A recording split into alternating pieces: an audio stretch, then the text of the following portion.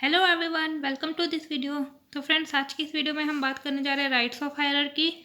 हमने higher purchase का topic जो है पहले कर चुके हैं, काफ़ी हद तक हो चुका है हमारा। आगे जो लास्ट टॉपिक बचा था हायर परचेज एग्रीमेंट के टॉपिक में, वो है राइट्स ऑफ हायरर। तो इसके बारे में हम डिटेल चर्चा करेंगे इस वीडियो में। तो अगर आप पूरा समझना चाहते हैं तो वीडियो को अंत तक ज़रूर देखें। इसी के साथ हमारे चैनल को लाइक कर दें, सब्सक्राइब कर दें और शेयर कर दें। बेल का आइकन दबा दें ताकि आपको आने वाली वीडियोस की नोटिफिकेशन मिल जाए। इससे पहले जो है हमने हायर परचेज के 2 पार्ट्स कर चुके हैं, जिसका लिंक आपको डिस्क्रिप्शन बॉक्स में मिल जाएगा। ठीक है फ्रेंड्स, तो आज की इस वीडियो में हम राइट्स ऑफ हायरर करेंगे। तो जल्दी से चैनल को सब्सक्राइब कर दें। तो चलिए शुरू करते हैं। ठीक है, राइट्स ऑफ हायरर। अभी हायरर कौन होता है?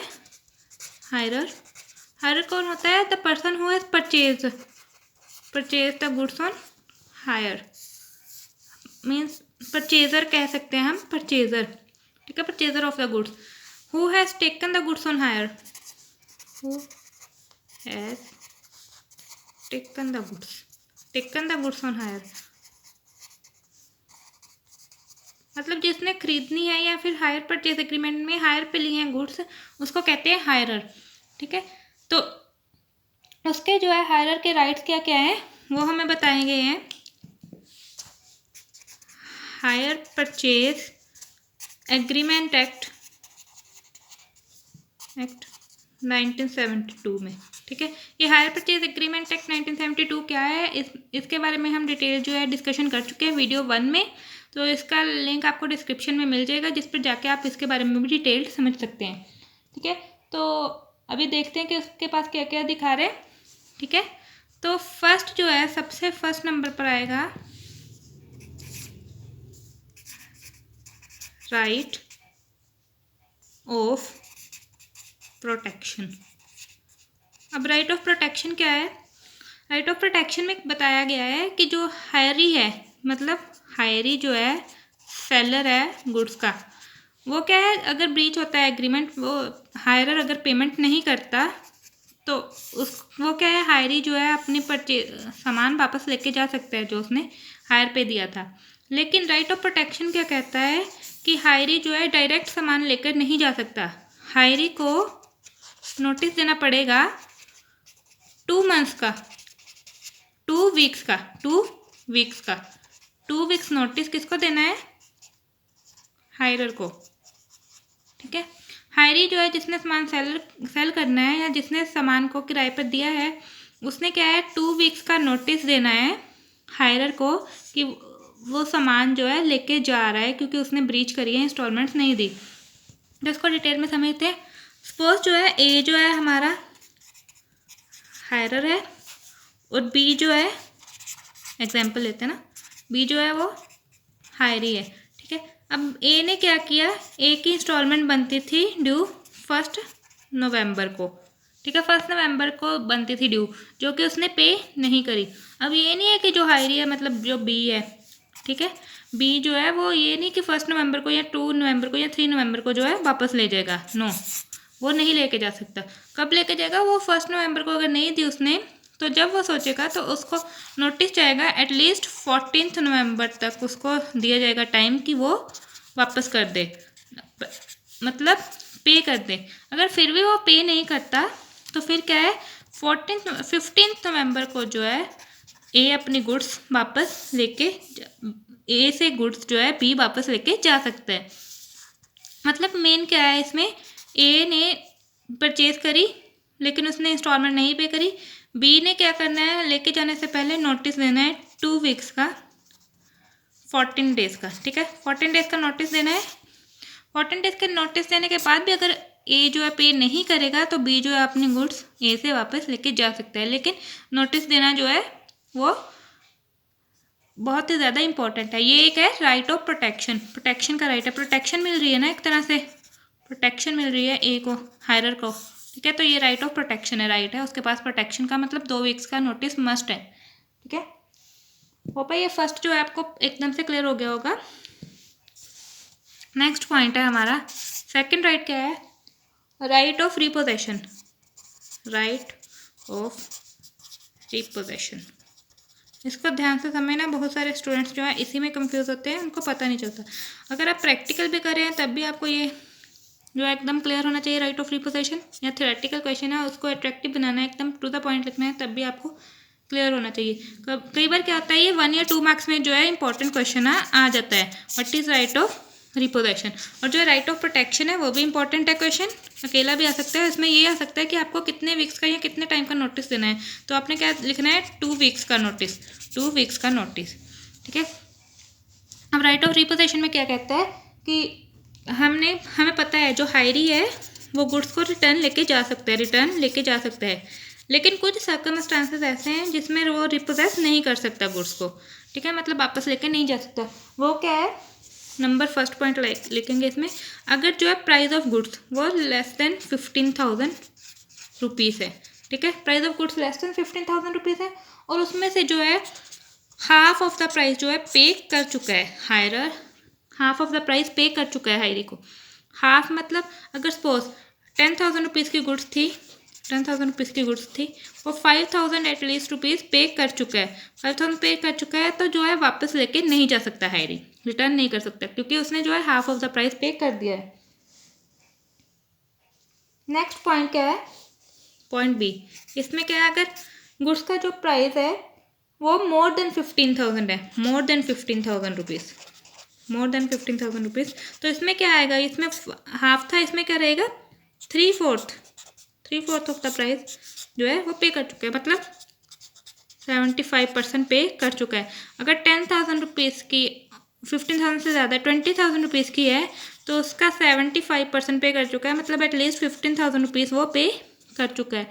अगर 15,000 पे कर चुका है तो वो वापस नहीं लेके जा सकता, इसलिए ये बहुत इंपॉर्टेंट रिपोजेशन में जो है कंडीशंस दे दी जाएंगे कि 15,000 से लेस है तो वो कितने रुपीज़ होने चाहिए कि वो दे दिया हुआ, तो जो वापस नहीं राइट ऑफ रिपोजेशन जो है उस पर अप्लाई हो जाए, उसमें आएगा हाफ। अगर मोर देन 15,000 है तो उसमें आएगा 3/4 मतलब 75%, ठीक है। इसमें क्या रहेगा 50%, इसमें क्या रहेगा 75%।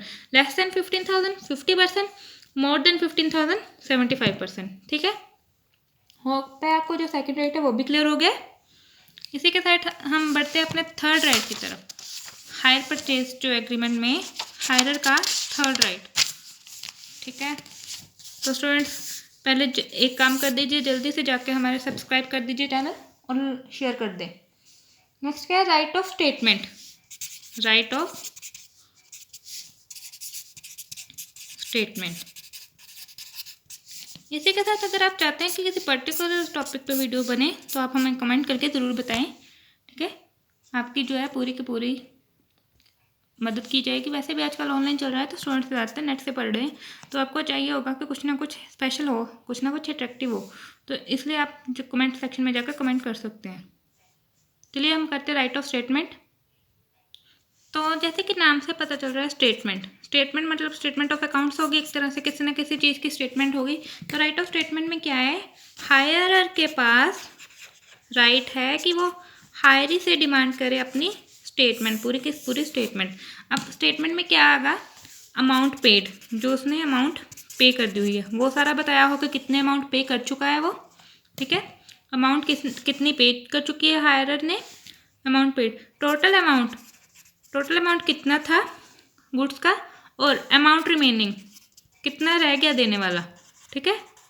मतलब हायरर ने स्टेटमेंट जो है हायरी से डिमांड करनी है, वो भी उसका राइट है कि वो किसी भी टाइम जो है हायरर हायरी से अपनी स्टेटमेंट मांग सकता है, जिसमें उसको बताना होगा हायरी को कि टोटल अमाउंट कितना था, मतलब गुड्स का अमाउंट कितना था, अमाउंट जो है हायरर ने कितना पे कर दिया है और अमाउंट कितना रहता है, ठीक है। और इसी के साथ क्या लिखना है, ड्यू डेट ऑफ इंस्टॉलमेंट, कब कब इंस्टॉलमेंट ड्यू होगी, ठीक है, इंस्टॉलमेंट ड्यू होगी। अगर उसने बीच में कोई ब्रीच करी है इंस्टॉलमेंट, कौन सी इंस्टॉलमेंट नहीं दी, तो अनपेड इंस्टॉलमेंट्स, ठीक है। ये सारा का सारा जो है अकाउंटिंग स्टेटमेंट। और अगर इंटरेस्ट इफ एनी, अगर कोई इंटरेस्ट भी देने वाला है वो भी सारा का सारा बताना है। अमाउंट कितना पे किया, टोटल अमाउंट कितना था गुड्स का जो परचेज किया है, हायरी ने एक स्टेटमेंट मेंटेन करनी है। तो ये क्या कैसे मेंटेन करेगा, वो फर्स्ट डे से ही मेंटेन करेगा, ठीक है।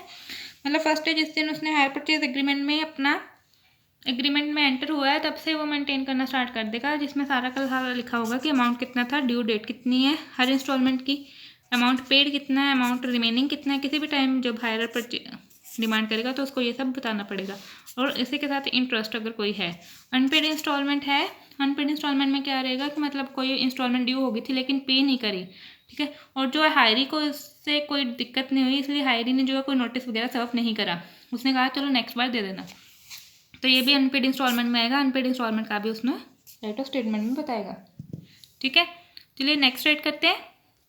नेक्स्ट राइट मोस्ट इम्पोर्टेंट, वैसे तो हर एक राइट इम्पोर्टेंट है। Right to get, right to get excess payment, ठीक है, right to get excess payment. Now what is this right to get excess payment? आप लोगों को पता चल ही रहा है इसमें, excess payment, right to get excess payment, इसमें क्या है, राइट मतलब उसका अधिकार है, एक्सेस पेमेंट जो उसने ज़्यादा दे दी है पेमेंट उसको वापस लेना। इसमें कैसे आपने ज़्यादा दे दी है, सपोज आपने ली थी, हायर परचेज एग्रीमेंट हुआ, आपने ली 20,000 रुपीज़ की परचेज करी कोई भी चीज़, ठीक है, पर्टिकुलर 20,000 रुपीज़ की परचेज करी, आपको पे करनी, आपने इक्वल इंस्टॉलमेंट बनाई, मतलब 20 इंस्टॉलमेंट्स बनी, 20 इंस्टॉलमेंट्स बनी, ठीक है, 1,000 के। लेकिन क्या हुआ, आपने गलती से जो है, जो हायर ने है वो 21 मंथ के बाद जो है ऑनरशिप ट्रांसफ़र करी, ऑनरशिप ट्रांसफ़र करी 21 मंथ के बाद, ठीक है। अब 21 मंथ के बाद ऑनरशिप ट्रांसफ़र करी, आपने 20,000 की थी, बीच में स्किप हो गया क्योंकि एग्रीमेंट नहीं था एट द पॉइंट, तो आपने क्या करा, 21 फर्स्ट इंस्टॉलमेंट भी पे कर दी, 21,000 रुपीज़ पे कर दिए हुए हैं, ठीक है। लेकिन जब ऑनरशिप हुई, ऑनरशिप का कॉन्ट्रैक्ट आपको मिला, तब आपने चेक करी स्टेटमेंट ऑफ अकाउंट, जब आपने चेक करी तो आपको पता चला कि आपने जो है 20,000 की जगह 21,000 पे कर दिए हैं, मतलब 1,000 जो है ज़्यादा पे कर दिया है। तो इस चीज़ में राइट है जो हायरर का कि वो जो 1,000 है एक्सेस पेमेंट गई है वो हायर परचेज के एग्रीमेंट के अंडर हायरी से रिटर्न ले सके, वापस ले सके, ठीक है। मतलब जो भी एक्सेस पेमेंट गई है किसी भी टाइम अगर ब्रीच भी हो जाता है बीच में और ये पता चलता है कि लॉ के अकॉर्डिंग जो एक्सेस पेमेंट गई हुई है तो वो वापस डिमांड कर सकता है, ताकि किसी भी तरह से हायरर का जो है कोई भी लॉस ना हो, ठीक है। होप ये भी क्लियर है। नेक्स्ट पॉइंट की ओर चलते हैं। नेक्स्ट जो है हमारा 5th पॉइंट है, लास्ट पॉइंट है राइट्स ऑफ हायरर के अंडर। नेक्स्ट है 5th point, right of notice, ठीक है, right of notice. Right of notice में क्या रहेगा, हमें देखना है कि नोटिस का पीरियड जो हम पीछे कर चुके हैं लास्ट फर्स्ट पॉइंट में राइट ऑफ प्रोटेक्शन में, उसने हमने कहा था कि 2 वीक्स का नोटिस देना जो है अनिवार्य है, नेसेसरी है। लेकिन इसमें क्या है, सपोज हायर परचेज एग्रीमेंट में जो हायर चार्जेस हैं, हायर इंस्टॉलमेंट है, हायर चार्जेस एवरी वीक या फिर एवरी वीक देने हैं या वीकली है कॉन्ट्रैक्ट, ठीक है, वीकली कॉन्ट्रैक्ट है, कॉन्ट्रैक्ट है, ठीक है। तो इसमें क्या रहेगा, वीकली कॉन्ट्रैक्ट है, उसमें 2 वीक्स का नोटिस तो नहीं दे सकते ना, क्योंकि एवरी 7th डे आपको जो है पे करनी है चार्जेस। लेकिन अगर आप 7th डे उसने पे नहीं करा, नेक्स्ट आप 2 वीक्स का नोटिस दे दोगे, जो हायरी है उसको तो 21 डेज का जो है नुकसान हो जाएगा, ठीक है। तो इसमें क्या रहेगा, जिसमें 7 डेज का ये वीकली कॉन्ट्रैक्ट है, जिसमें वीकली पे करना है, तो उसमें क्या करना है, नोटिस जो है वो less than 1 week, 1 week, less than 1 week देना है। देखिए अब इसको कैसे समझना है, अगर हायर परचेज का एग्रीमेंट है, वीकली एग्रीमेंट है, वीकली एग्रीमेंट है, ठीक है, नोटिस कितना देना है हमने, notice less than a week, ठीक है। और अगर हमारा जो है कॉन्ट्रैक्ट जो है मंथली है, मंथली या फिर ईयरली, ऐसा केस में भी, तो इसमें हमने क्या करना है, नोटिस जो है 2 वीक्स का देना है, 2 वीक्स नोटिस, ठीक है। तो इसमें क्या बताया गया कि अगर वीकली कॉन्ट्रैक्ट है या वीकली से कम है तो लेस देन अ वीक का नोटिस देना है, और अगर मंथली या ईयरली कॉन्ट्रैक्ट है तो 2 वीक्स का नोटिस देना है। ये भी एक राइट ऑफ नोटिस में कवर हो जाएगा, ठीक है स्टूडेंट्स। तो होप है आपको क्लियर हो गया है, राइट्स ऑफ हायरर एकदम क्लियर हो गया है, ठीक है। तो इसी के साथ आप जल्दी से सब्सक्राइब कर दें, कोई भी डाउट है आप कमेंट सेक्शन में जाके पूछ सकते हैं। फर्स्ट 2 वीडियोज़ के लिंक्स आपको डिस्क्रिप्शन बॉक्स में मिल जाएंगे। इस वीडियो को ज़्यादा से ज़्यादा शेयर कर दें, चैनल को शेयर कर दें, चैनल को सब्सक्राइब कर दें, वीडियो को लाइक कर दें, बेल का आइकन दबा दें। जल्द ही मिलते हैं नए टॉपिक और नए वीडियो के साथ। Thank you.